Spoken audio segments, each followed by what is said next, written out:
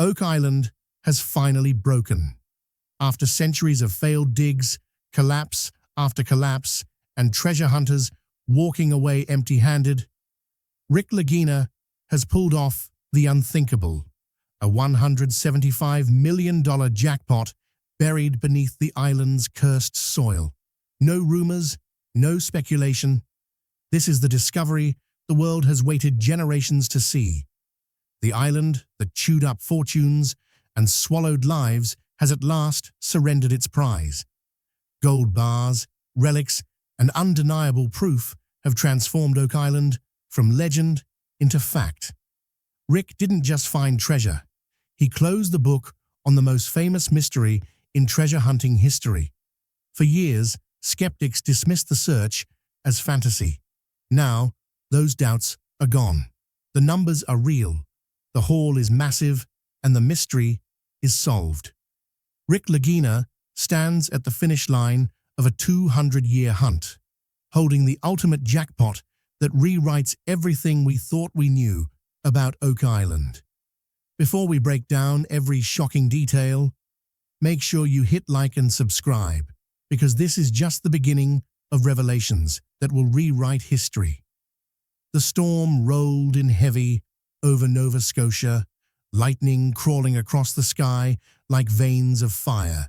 When Rick Lagina made the decision, no one else dared.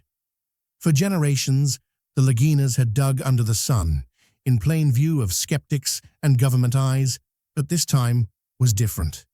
Tonight, Oak Island would be torn open under the cover of darkness. Floodlights stabbed through the fog, painting the money pit in an eerie glow that made the entire site look less like a dig and more like a battlefield. Machines roared, steel teeth carving through earth and rock as men whispered about curses that had already claimed 6 lives. Yet Rick stood unmoving, locked on the pit, waiting for the island to answer. Then it happened. A deafening metallic clang. The excavator's bucket struck something that wasn't stone. The sound reverberated like struck bronze, echoing unnaturally through the night, silencing every man on site. Workers froze, some swearing the island itself had groaned. Marty rushed forward, demanding the dig be stopped, but geophones buried in the ground came alive, their monitors spiking with readings, hollow reverberations, massive voids, as though they had just awakened a chamber the size of a cathedral. Rick didn't hesitate. "Push on," he ordered, his voice breaking through the storm. "This is the night that rewrites history." The earth gave way with a groan, collapsing into a darkness older than any map. Floodlights swung downward, illuminating what should have been solid bedrock, but instead revealed the unthinkable, a hand-carved tunnel leading into a cavern. Rick descended first, boots hitting stone, laid not by nature, but by men, long gone. The cavern stretched wide, its walls cut with impossible precision, every block fitting together like a puzzle. Torches flickered across markings that made the crew stagger back. Templar crosses, Phoenician anchors, Norse runes, all inscribed over one another, as if generations of keepers had claimed this place across centuries. It was not just a vault, it was a timeline carved in stone, a library of civilizations who had buried their truths beneath Oak Island. Cameras clicked furiously, knowing governments would lock this chamber down the second word got out. Rick raised a torch higher, and there it was. At the cavern's heart rested a colossal slab, a monolith bound by rusted iron clamps. Its surface shimmered with flecks of gold, tiny gemstones glinting like stars embedded in the rock. Etched deep into its face was a Maltese cross, interwoven with Hebrew letters and curling Greek script, a cipher binding 3 faiths into one. The crew fell into a hush, breath caught in their throats, as though they were trespassing at the altar of something divine. Marty's voice broke the silence. urgent, terrified. He warned of the island's history, tunnels designed to flood intruders, traps laid to drown the unworthy. Yet the slab itself vibrated when struck, a low metallic hum, hollow and resonant, as if whatever lay beneath was alive, waiting. The men hesitated, but Rick stepped forward. His torchlight caught the cross, the inscriptions, the shimmer of gold. He placed his hand upon the seal and spoke with a calm certainty that chilled even his brother. "This isn't a barrier," he said. "It's a test, and we've come too far to turn back." He signaled the men to lift it. The chamber, the storm, the entire island seemed to hold its breath as their tools bit into the edge. With a grinding roar, the slab began to shift, iron clamps snapping like brittle twigs under centuries of strain. Dust burst into the torchlight, choking the air with the smell of age and iron. Then the darkness broke. Floodlights cut through the haze, and brilliance poured out. Stacks of gold ingots, each the size of a man's arm, piled in perfect order as though waiting for this very moment. Their polished faces gleamed as if cast yesterday, untouched by rust or decay, preserved by the seal that had kept them prisoner for untold centuries. Men dropped to their knees, some muttering prayers, others weeping outright as myth dissolved into undeniable truth. Initial counts were hurried, frantic, as hands shook with the thrill of history. Dozens of bars, maybe hundreds, glittering like sunlight trapped in stone. The raw value, even at first glance, reached staggering heights, $175 million by modern reckoning. But even Marty, usually the pragmatist, understood this was not mere wealth. This was symbolism. This was legacy. This was a fortune not just in gold, but in story, legend, power. The hoard was flanked by artifacts that seemed plucked from across empires long vanished. Crowns encrusted with sapphires the size of thumbs, chalices of hammered silver chased with Arabic script, jeweled ornaments whose origins stretched from Crusader fortresses to Eastern courts. A relic mosaic of Europe, Asia, and the Middle East, all converged here in one forbidden sanctuary beneath Canadian soil. Even the hardened workers, men who had hauled gravel, fought floods, and stared down collapse, could not contain themselves. Tears streaked dirt-caked faces. Some trembled, touching the gold as though fearing it would vanish like a dream. One fell to his knees, clutching his chest, gasping, "It's real. It was always real." Generations of doubters were silenced in an instant. Oak Island, once mocked as obsession and folly, had delivered a hoard beyond the wildest imagination of treasure lore. But Rick did not move. His torchlight remained fixed not on the gold, but beyond it. His voice, low and certain, cut through the jubilation. "This is bait. The builders wanted us to find it. The true treasure lies deeper still." His words chilled the chamber, pulling the crew from their euphoria. If the gold itself was a distraction, then what on earth could lie beneath it? The answer revealed itself soon enough. Beneath the first layer of ingots, the excavator's beam illuminated the corner of a chest. Resin-sealed, its surface glistening as though lacquered with oil. It was unlike anything else in the vault. Workers cleared the surrounding gold with trembling urgency, revealing the chest fully, iron-banded, heavy, its lock fused shut by a hardened blend of wax and metal filings. This was not simple storage. It was deliberate preservation, an act of defiance against time. Every inch screamed of intention, of guardianship. Crowbars strained against the lock until it gave with a violent snap. Inside lay not more gold, but bundles wrapped in crimson silk, each embroidered with Templar sigils stitched in black. Gasps filled the cavern. Carefully, Rick lifted the first bundle. As the silk unfurled, papyrus and vellum cracked softly, the ancient scrolls within sighing into the light for the first time in centuries. Some bore neat Latin script, others curling Greek, others angular symbols that even the linguists on site struggled to place. Within moments, fragments emerged, lost gospels whispered of in Apocrypha, prophecies of kingdoms falling under blood-red skies, and letters signed by crusaders who vanished from history. One scroll drew the breath from Marty's lungs. It spoke not of treasure, not of conquest, but of lineage, the bloodline of the Builder King. It read, hinting at descendants, hidden, sheltered, preserved. Oak Island, it suggested, was no mere vault, but a sanctuary, a tomb of knowledge forbidden to surface under the eyes of Rome. The implications hit like thunder. If true, these scrolls threatened not just treasure hunters or local law, but the entire foundation of religious history. Marty's face went pale.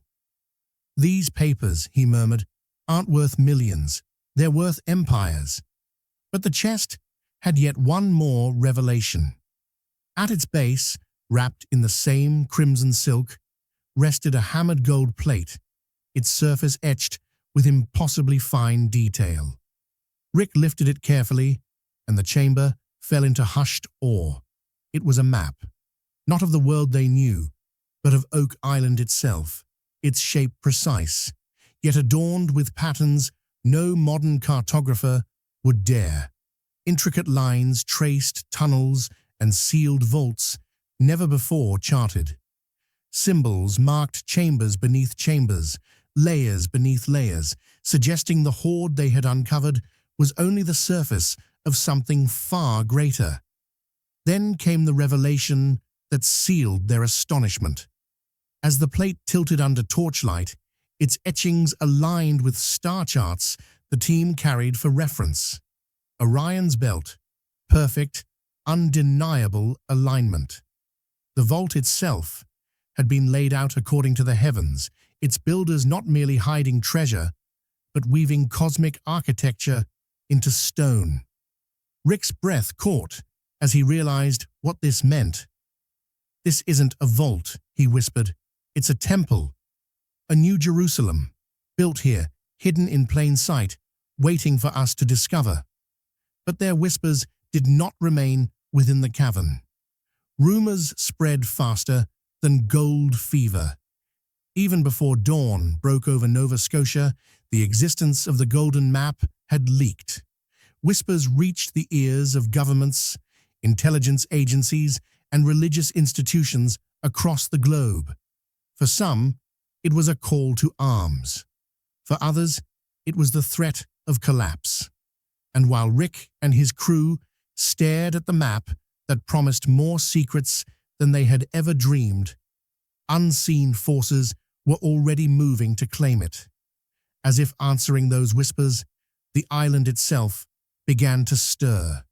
The chamber trembled with a violence that seemed alive, the ancient stone groaning under the strain of what had been disturbed. Dust and gravel rained from the ceiling, choking the air as a deafening crack split through the vault. 2 crew members were thrown to the ground as part of the tunnel wall collapsed, burying them waist-deep in rubble. Shouts echoed, frantic hands clawing to pull them free before the entire chamber gave way. The ground itself seemed determined to claim them, as though the island were shaking off intruders who had gone too far. When they finally dragged the men out, bruised and bloodied but alive, there was no relief, only dread. Locals who had come to watch from the edge of the pit crossed themselves, whispering what every soul on Nova Scotia knew by heart: the curse, the 7th must die prophecy, a dark tally that haunted Oak Island's legacy, had reached its fatal count with Rick's team. The fear deepened when the lights went out. Every flood lamp, every generator, every camera blinked into silence at the same instant. leaving only dripping water and the frantic sound of breathing in pitch black. Flashlights flickered on, beams cutting the darkness, but they revealed something no one had expected. Along the walls of the cavern, faint markings began to glow. Symbols invisible moments before shimmered with pale blue luminescence under the ultraviolet spill of one worker's equipment. Crosses twisted into spirals, stars interlocked with circles, inscriptions running like veins across the rock. These weren't decorations, they were warnings, encoded messages meant for the few who would ever stand here. Men recoiled, muttering about curses, about omens carved into the very bones of the island. Rick, though pale, set his jaw and gripped the torch tighter. "If this is the curse," he said firmly, his voice steady despite the chaos, "then it will have to face me head-on." But Oak Island's secrets no longer belonged only to those in the chamber. By dawn, the world knew. Leaks had poured across the internet. Grainy photos of the golden ingots, the scrolls wrapped in crimson silk, even the etched plate aligning Oak Island with Orion's belt. Within hours, news outlets from London to Tokyo flooded the airwaves with images and speculation. Helicopters thudded overhead, their spotlights sweeping the dig site as reporters barked into cameras about the greatest treasure discovery in human history. The once isolated island had become the axis of global attention. And with attention came power. Black sedans rolled off ferries under heavy guard, their passengers cloaked in discretion, but their authority unmistakable. Envoys of the Vatican stepping foot on Oak Island for the first time in recorded history. Their presence was explained as a mission to protect sacred artifacts. But everyone knew what it meant. The church wanted what lay in the cavern, especially the scrolls hinting at lost gospels and forbidden bloodlines. Crowds swelled at the causeway, protesters waving signs, some demanding the treasure be preserved as world heritage, others calling for it to be returned to the descendants of those who had built the vault. Shouts of conspiracy, of curses, of salvation mixed into a fever pitch. By nightfall, the island was no longer the quiet haunt of dreamers and excavators. It was a fortress. Private contractors erected fences crowned with floodlights, checkpoints bristling with armed guards. Security patrols stalked the shoreline, but their presence did little to calm the chaos beyond. Reporters fought to breach the perimeter. Boats circled offshore, their passengers hoping for even a glimpse of gold. Rick stood at the fence, jaw clenched, watching strangers lay claim to what had cost him decades, nearly his life. "We didn't come this far," he muttered, his voice caught between defiance and exhaustion, "to let history be locked away again." Yet even as governments and churches circled like vultures, another presence made itself known. Something older, more dangerous, more intimate. As linguists pressed deeper into the scrolls, a chilling narrative unfolded. The texts spoke of a brotherhood, an order that had never dissolved, a lineage of guardians sworn to protect the Oak Island vault since the 14th century. The Knights Templar had not vanished, they had simply vanished from history. Their descendants had kept watch in silence, generation after generation, preserving the sanctity of the vault and ensuring intruders never claimed what was not theirs. At first, it seemed like myth, but eyewitness accounts began to surface. Workers whispered of hooded figures standing at the tree line, watching the pit with unflinching stillness, only to vanish when approached. Footprints were found in the mud, fresh, though no one admitted to being nearby. Then came the messages, slips of parchment left on Rick's equipment, words scrawled in archaic Latin, "Stop before you unearth what was not meant for daylight." Anonymous emails arrived on secure servers, describing the team's movements inside the cavern with detail only an eyewitness could know. The warnings grew more direct. Turn back or pay the cost of the seventh. Fear began to break the crew from within. Superstitious men, hardened by years of mining, quit in the dead of night, leaving their gear behind, muttering about a pact older than Canada itself. Even Marty, pragmatic to his core, felt the chill of something unnatural closing in. He admitted what no one wanted to say aloud. They were no longer explorers, no longer even thieves. They were trespassers, unwelcome guests in a sanctuary guarded not just by traps and curses, but by living men, or perhaps something more, who had been waiting centuries for this exact moment. And as Rick stared at the glowing symbols in the cavern, at the protests raging outside, at the silent figures glimpsed in the dark, one truth became clear. The gold was never the treasure. It was the key, and the key had just unlocked what lay hidden deeper still. From behind the stacks of ingots, the team uncovered crimson-wrapped scrolls, their seals unbroken for centuries. What they contained eclipsed even the brilliance of gold.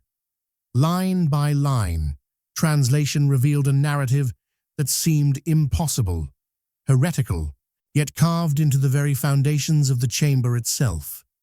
The documents spoke of a bloodline, not metaphorical, but literal, the lineage of Christ, preserved through exile, hidden from persecution. It claimed that descendants of this bloodline fled Europe under the protection of Templar knights, their trail leading across oceans to sanctuary in the New World. Skeptics scoffed at first, but then the walls themselves confirmed it.